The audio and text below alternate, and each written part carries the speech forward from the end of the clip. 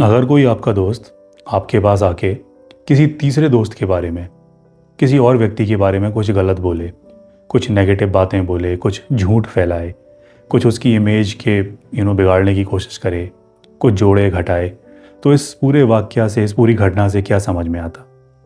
इससे बस एक बात समझ में आती है कि वो इंसान जो आपके पास आया है, वो इंसान एक सही व्यक्ति नहीं है।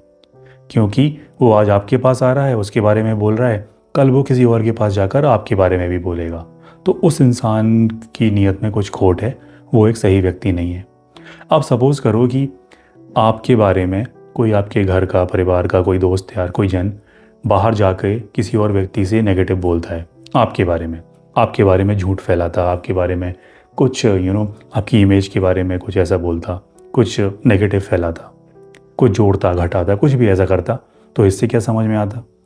अब हमें इससे क्या दिखता कि जिसने गलत बोला है वो गलत है, उस इंसान ने सही नहीं किया, झूठ बोला तो वो गलत है। पर हम एक बात भूल जाते, जिसने गलत किया, जिसने गलत बोला वो तो गलत है ही, पर जिस इंसान से झूठ बोला गया, जिस इंसान से नेगेटिव बातें बोली गई हमारे बारे में, उसने भी तो बड़ी आसानी से मान ली। और अगर उसने इतनी आसानी से मान ली, उसने जांचा नहीं, परखा नहीं, सोचा नहीं, उसने हमसे पूछा नहीं, तो उसने बस मान लिया कि हाँ भाई ऐसा है, तो वो इंसान भी तो सही नहीं है।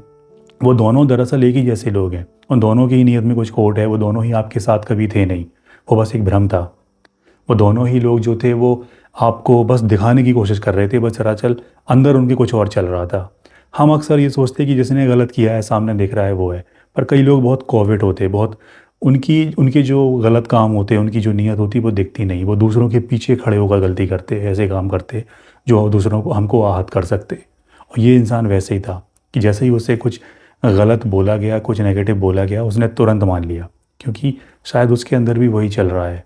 तो जिसने गलत बोला वो भी गलत है, और जिसने बिना सुने, बिना परखे, बिना जांचे उस बात को मान लिया, वो भी उतना ही गलत है।